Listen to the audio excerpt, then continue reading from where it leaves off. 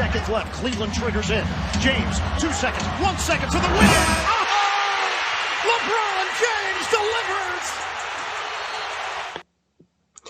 What's up, guys, and welcome to Hustle Hoops. Do all the YouTube buttons, subscribe, like, you know all that. I think today is time to talk about the NBA play-in tournament. This is going to be the Western Conference video. I'll have the Eastern Conference video up later.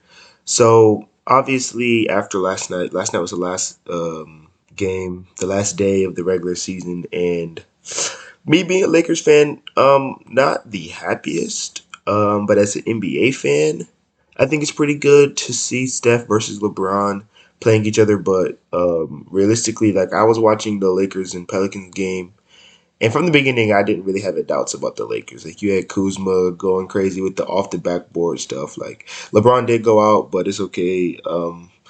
I knew they were gonna win. No Bi, no Zion Williamson, so I already knew the Lakers were gonna take care of that. I didn't have any doubts.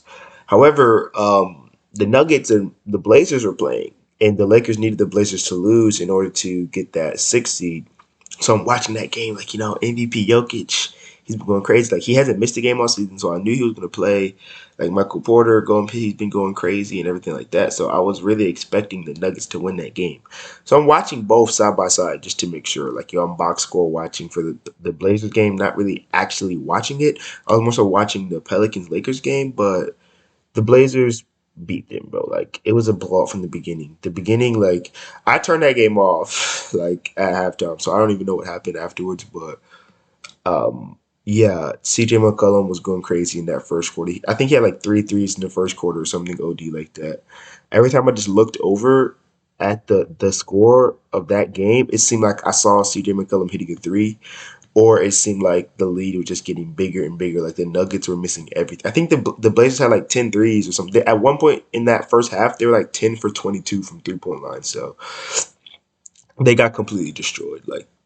So that kind of made me like a little bit mad because the Lakers don't have the 6th seed. So there's extra miles put on them, like one extra game, hopefully.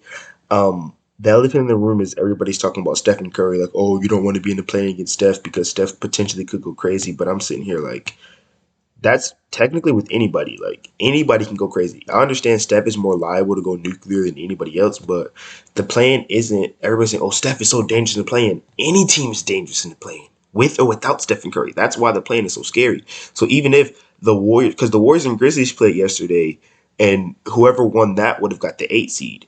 So if the Grizzlies would have beat the Warriors, the Grizzlies would have had an 8th seed and then going against the Lakers. However, we do know Steph dropped 46 in that game, went crazy, 9 for 22 from deep. So they have the 8th seed. But even if the Grizzlies did have the 8th seed, it wouldn't be as I wouldn't like that for the Lakers anyway, because that's still an extra game, and potentially, you don't know, Ja Morant could go for 50. Anybody can go crazy in the play-in. That's why it's such an iffy thing, and that's why I didn't want the Lakers to be in it. Not just because, oh, it's Steph Curry. I understand Steph Curry is liable to drop 50, but so is anybody else. Ja Morant has that it factor to go crazy at any time. Anybody can go crazy at any time. So it's kind of like, we just saw Bojan Bogdanovic a couple weeks ago drop 48. So anybody's liable to go off, right? So that's why I didn't want them in the play-in, but okay, the Lakers are here, so let's just talk about the matchup. Steph versus LeBron, obviously that's going to be very good for ratings, something the league has been trying to remedy and fix the past couple of years. Like, ratings have been down. I think they said the finals in the bubble was like the lowest watched finals of all time, so I definitely do believe, like, this being the first year of the play-in, LeBron versus Steph, you have the two go to the 2010s playing against each other in the first play-in of the 2020s. So that's something like special, I guess. I don't know. Steph and Curry has been must-see TV this whole season. I don't care what anybody says, especially like the run he went on like in April. Yo, that was OD. He had 96 threes in April, and I pretty much watched all of those games. Like, it didn't matter what I was doing, who I was watching. I wasn't watching the Lakers because LeBron and AD were out, so I said I'm watching Steph Curry. So Steph Curry has been must-see TV this whole season. Definitely, if there was 82 games, he would have hit 400 threes again. So that, just put that into perspective. This is his highest 3-point per game season. I think he's at 5.3 point threes a game. That's higher than his 2016 self, so he would have hit more threes. So Steph has just been going nuclear all season. You have to watch him. Draymond, their chemistry's OD. Draymond's liable to go off and get 20 assists. Wiggins can catch a body at any moment. He's playing defense this year. So the Warriors are definitely a scary team. They're a very polarizing team. But when it comes to matchup against the Lakers, just going by matchups, I do think LeBron and AD are just too much to handle. AD, I don't think they have an answer for AD. I understand Draymond Green is Draymond Green on the defensive end. He's one of the best team defenders. I think he said he's the greatest defender of all time, so take that for a grain of salt. But Draymond is a very good defender. However, AD is AD. He has been on a down year, but I still believe that AD versus Draymond, I feel like Draymond would still be liable to give him 25 plus, 25 and 10. Maybe AD could get like 2 blocks, hopefully. Him and Drummond down there in that paint, they're going to have that paint on lock, so it's definitely going to have to be the Warriors hitting their jump shots. And obviously with Steph Curry, that's a luxury to have. Like, you'll be able to hit a lot of threes with Steph. However, will everybody else be able to hit is the question. Will Wiggins be able to hit? Will Oubre be able to hit? Is Kent Bazemore going to be able to hit? Is anybody else going to be able to hit jump shots? Because I do think that the front court of the Lakers with Braun, AD, and Drummond is going to have the paint on lock. And I could already see LeBron, like the aggressiveness LeBron was bringing in that Grizzlies game earlier on. Like, he was posting people up. He was doing stuff like they were playing very aggressive and gritty. They don't want to waste any time. They want to get down to earth. Playoff, Braun is definitely going to come to show up. So that Lakers Warriors game is going to be fun, but realistically, I think it's going to be Steph dropping like 40 something and getting beat by like 15. The Lakers are about to I really do think the Lakers are about to come out and not even want to play with them. Like, Schroeder's going to be on Steph. He's going to be applying that 90-foot defense like he always does, that full court press type of defense. Um, and then he's going to be applying Steph off the dribble on the other end. Steph is a solid defender, but he's going to be, Schroeder likes to penetrate, get into that lane, make some passes and everything. Braun's going to do what he does, slow the game down, control the pace, make all the smart plays, and then AD in that pick and roll, Drummond in that pick and roll. You're going to have shooters in the corner, Kuzma, KCP, if they can hit their shots, Ben McLemore, will he be able to hit his shot? So it's going to be really fun, but at the end of the day, I really do think the Lakers are going to win that. So at that 7 and 8 game, the Lakers win. So then moving to what is it?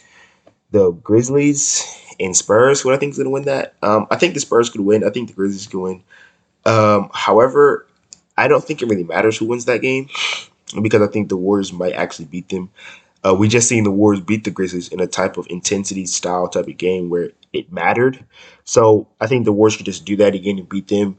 But if the Spurs win, I do think the Spurs might be have a higher chance to beat the Warriors because they do have a little bit better defensive pieces. I know Jaren Jackson is there and Dylan Brooks is there for the Grizzlies, but Dylan Brooks did fall out last time, and Steph did go for 46 on him. And then Jaren Jackson, he's just coming back from injury, so he's not really himself. But the Spurs do have a very good coach, very defensive-minded coach, Greg Popovich. He's seen things. He's experienced things. He always has his guys playing some type of structured, organized basketball. And then they do have DeJounte Murray, who's a very good defender. Honestly, one of my favorite players to watch. Like, I just like his game. Like, he kind of plays like me in real life. That slim, long guard who shoots mid-range shots, gets to the basket, and plays defense. That's basically my build. Like, I'm a slim, long guard, get to the hoop, shoot mid-range, and I'm a very good defender. So I like watching him play. He can play that defense. And then they also have Jakob Poeltl, one of the best rim protectors. So it's going to be an interesting game if that does happen, but they would have to beat Memphis first. It's the same kind of thing with Memphis. Like, John Morant is Memphis' offense, and DeJounte Murray should be able to hold his own against him. But I don't know. That game will be fun to watch. I don't really have too much to predict about that game. I'm not going to lie. I haven't really watched too many Grizzlies games just because I don't want to watch them without Jaren Jackson. And then the Spurs, like, DeMar DeRozan has been very good this season. He got better playmaking. He obviously has that mid-range on lock. He can always attack the basket. They have Keldon Johnson going crazy. So that game actually going to be really fun to watch to see. But either way, I do think they might end up losing to the Warriors. And so it's going to be the same standings right now. Like, that's what I really do think is going to happen. And honestly, for the most part, I do think more often than not that 7 and 8 is not going to change that much, unless like the 7 seed loses to the 8 seed and then the 8th seed becomes the 7th and then something like that. But I do think usually whoever has that 7 and 8 is going to usually get it the same way. I could be completely wrong, but I don't know. That was my thoughts on the Western play-in. I'll have a playoff prediction video after the tournament. I'll see y'all later.